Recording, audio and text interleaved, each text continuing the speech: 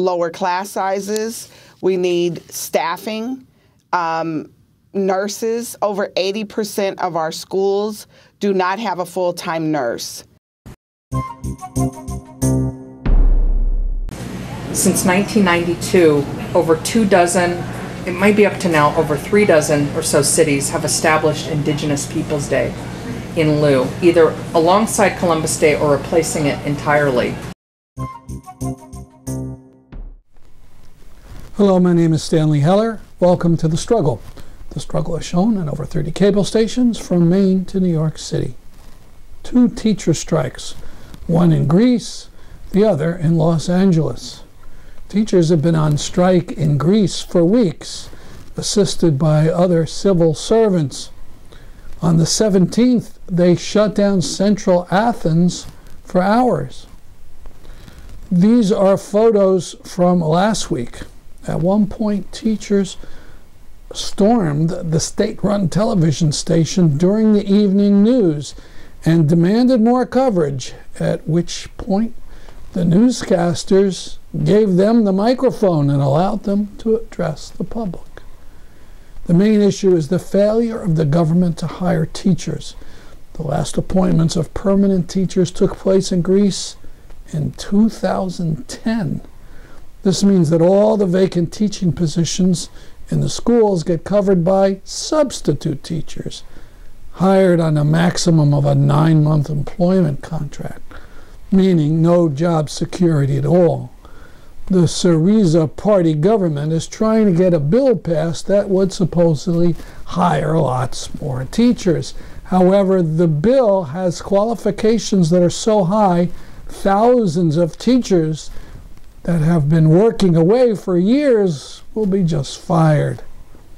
On the 17th, around 3,000 people took part in a protest outside the Parliament building, disrupting public transportation for about 5 hours, while police diverted traffic away from Syntagma Square. From Greece, we go to Los Angeles and coverage by Democracy Now!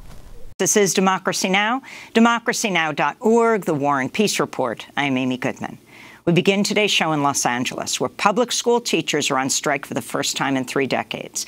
On Monday morning, tens of thousands of teachers braved pouring rain on the picket line for the strike's first day. Some 20,000 people marched through downtown Los Angeles demanding smaller class size, higher pay, regulation of charter schools, and more nurses, counselors, and librarians. Over 31,000 members of United Teachers Los Angeles are striking. This is UTLA President Alex Caputo-Pearl speaking to a crowd of striking teachers Monday. So here we are, on a rainy day in the richest country in the world, in the richest state in the country, in a state as blue as it can be, and in a city rife with millionaires, where teachers have to go on strike to get the basics for our students. Public education is not your plaything, billionaires. It belongs to the people of Los Angeles. The strike follows more than 20 months of strained negotiations between UTLA and the school district, which fell apart last week as the 2 parties failed to come to an agreement. The strike has effectively shut down Los Angeles Unified, the nation's 2nd largest school district, with only 1/3 of the district's nearly 500,000 students showing up for school Monday. The new California governor, Gavin Newsom, is calling for both sides to return to the negotiating table, saying in a statement, quote, "This impasse is disrupting the lives of too many kids and their families," unquote. The walkout follows a red wave of teacher strikes from West Virginia to Arizona last year. Well, for more, we go now to Los Angeles, California, where we're joined by 2 guests. Cecily Myart-Cruz, strike leader and National Education Association vice president at United Teachers Los Angeles. She's been a teacher in the Los Angeles Unified School District for the past 2 decades. And we're joined by Eric Blanc, who's been covering the strike for The Guardian and Jacobin. He's author of the forthcoming book, Red State Revolt, The Teachers' Strike, Wave, and Working Class Politics. Cecily Myart-Cruz and Eric Blanc, welcome to Democracy Now! Cecily Myart-Cruz, let's begin with you. Why don't you lay out while nearly 32,000 teachers are on strike? Yes, we are on strike. And an epic, historic 3 decades in the making. We're on strike because it's really lack of respect. We want lower class sizes. We need staffing, nurses. Over 80% of our schools do not have a full-time nurse, and that's why we're there. We want the district to come to an agreement that services have been disinvested in our school system for far too long. According to the New York Times, the school system is highly segregated. 75% of the students are Latinos, about 7% white. And that's extraordinary because the population of Los Angeles is over 40% white. Spending on education in California is way lower than in other states. Compared to New York State, per pupil spending is half.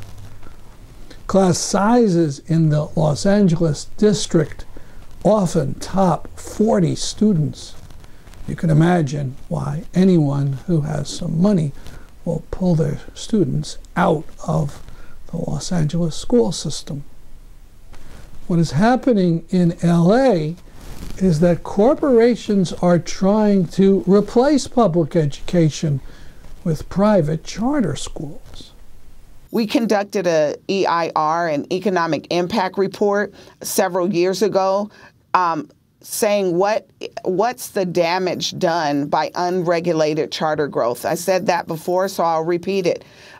Over the last 10 years, we have had 287% unregulated charter growth.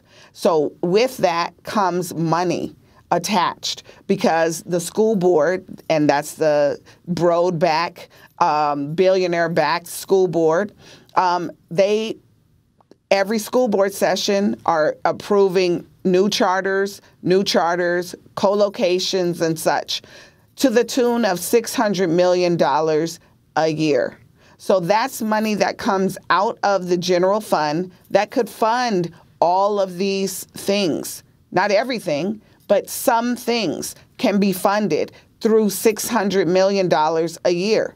Now, of course, we need to also be looking at the state. We also should be looking at reforming Prop 13. And that will be on the ballot in 2020, and it's called Schools and Communities First. It will put $11 billion into education. That's another thing. So we have to start attacking all the places that bring in the revenue and the resources right into Los Angeles and, heck, California writ large. Education writer Lois Weiner wrote in New Politics about the project to convert public education into a lucrative market for wealthy investors. Merrill Lynch heralded this change in a 1999 report for prospective investors.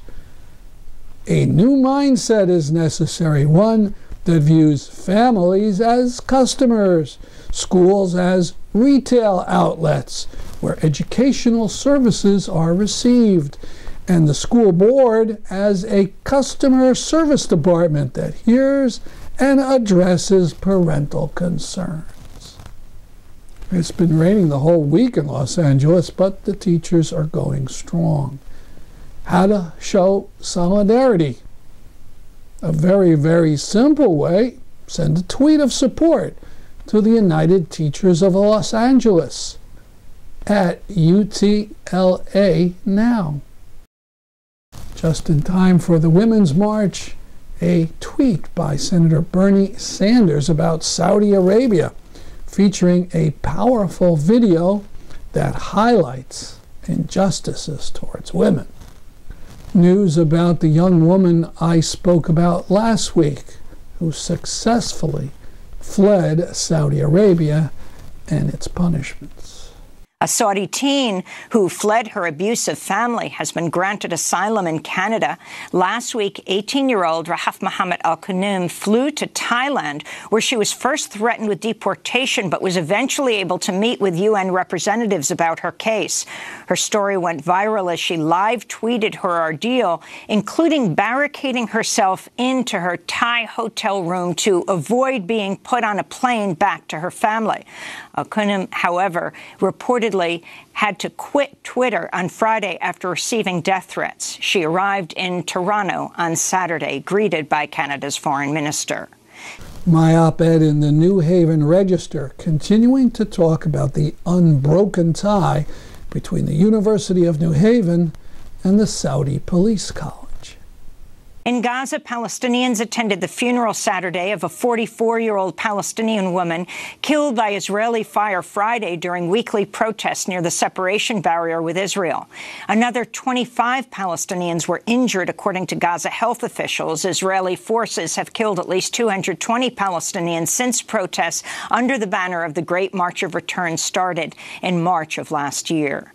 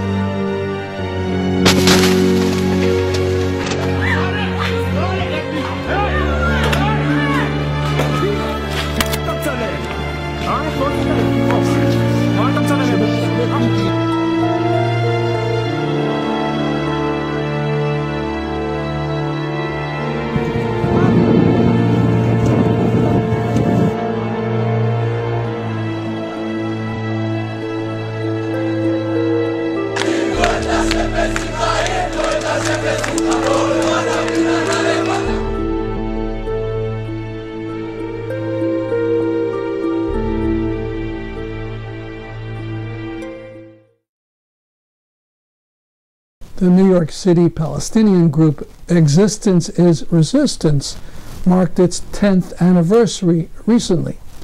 TSVN was unable to attend their celebration that featured Mark Lamont Hill, but to salute them will include a recent video that they made. Con los terroristas.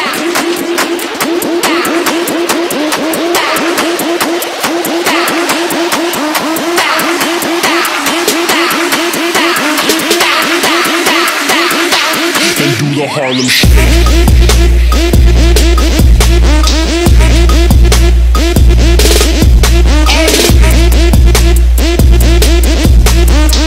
Con los terroristas.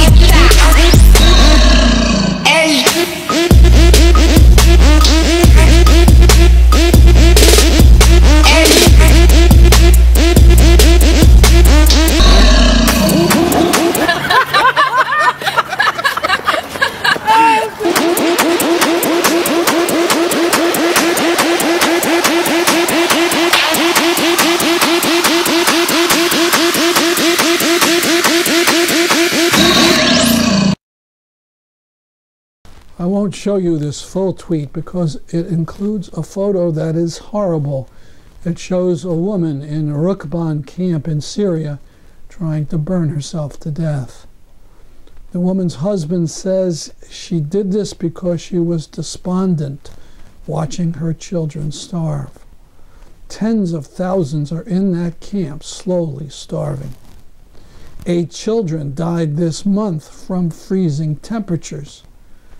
Imagine how much they fear Assad forces if they stay in this wretched camp and refuse to surrender.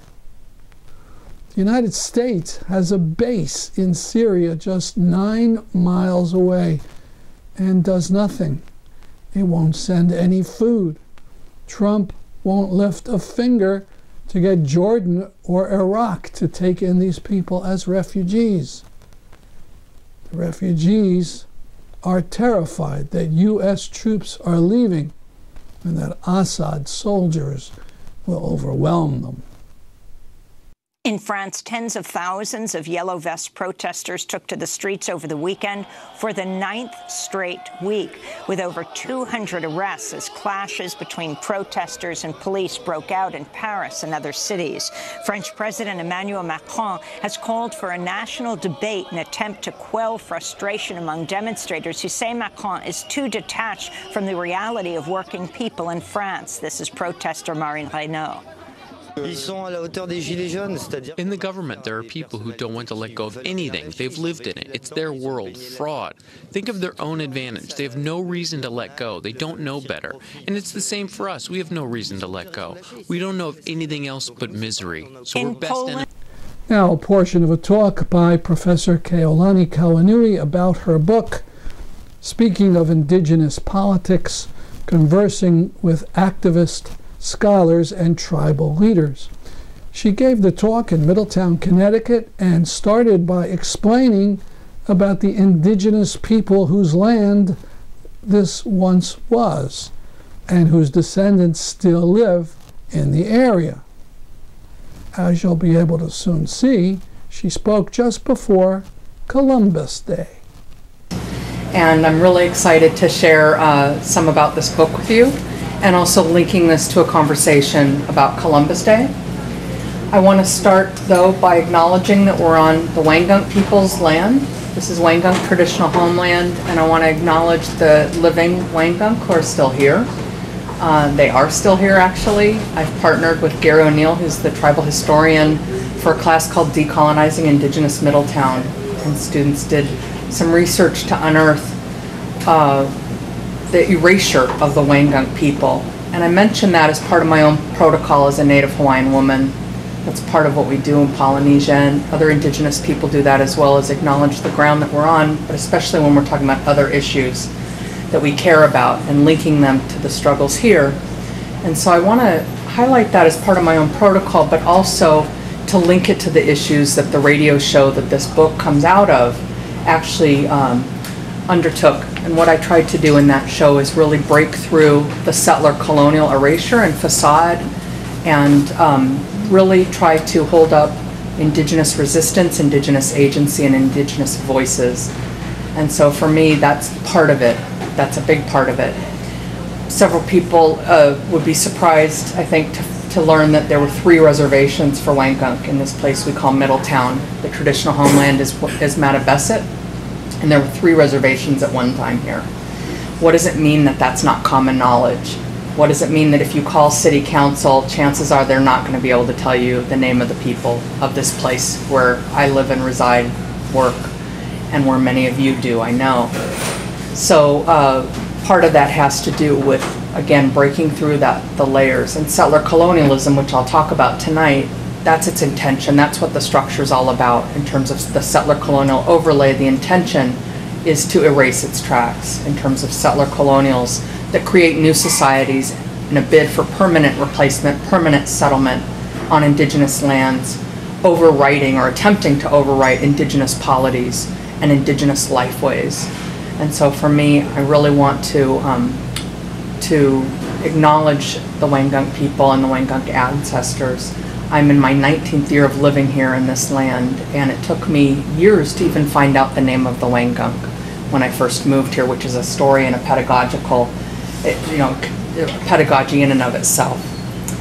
The other thing I do want to talk about, and then I want to read some selections, just some short excerpts from the introduction to the book, is I do want to link this to Columbus Day, and what does it mean that we normalize colonial violence in our society?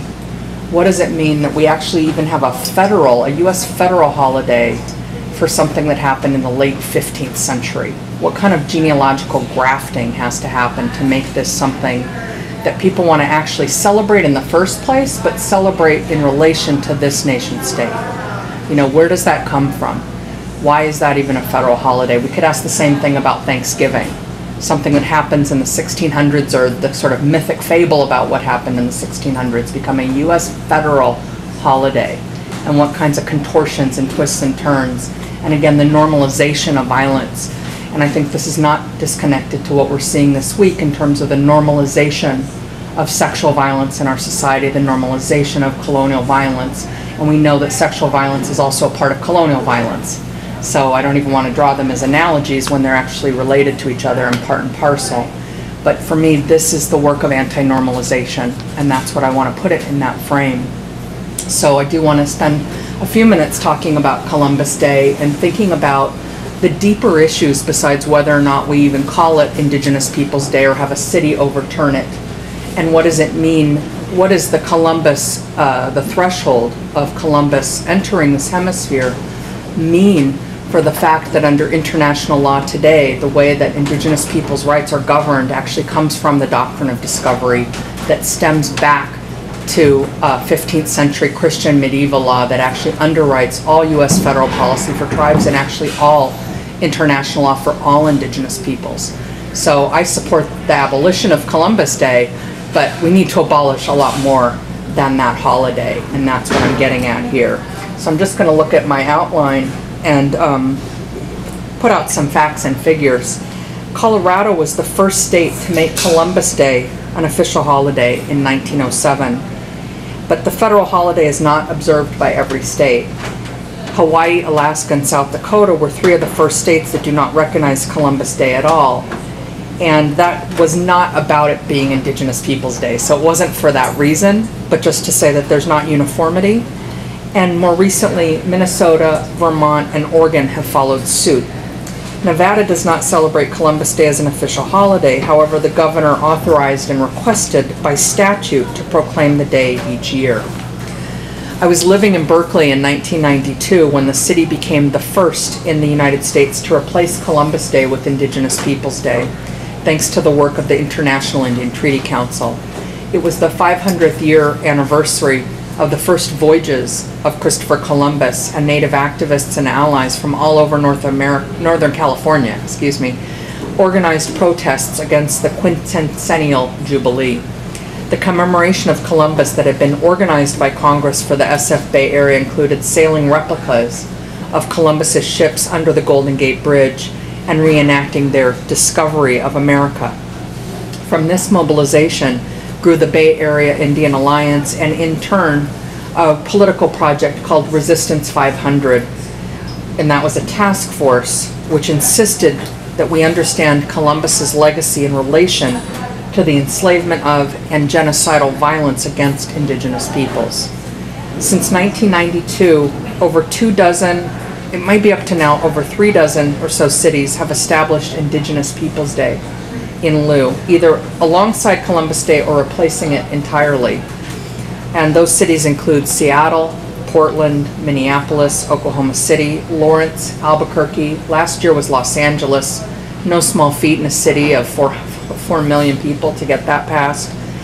And this year over a dozen, including Cincinnati, San Francisco, Somerville, Massachusetts, and numerous others. I won't dwell here on what a sadist Columbus was and all of the various atrocities like enslaving Native people for gold, allowing his crew to rape and murder, coercing Indigenous children to serve as sex slaves to his men, who in turn used Indigenous bodies to feed their dogs. These carnages are well known by now, or well documented at least, which itself raises the question as to why, again, why is Columbus Day one of 8 federal holidays? And so what I want to do, though, is use this as a segue to talk about the politics of indigeneity and Indigenous resistance and what, using the term of Gerald Visner, an Ojibwe author, survivance, what Indigenous survivance looks like today in this particular historical moment that we're in here in the 21st century.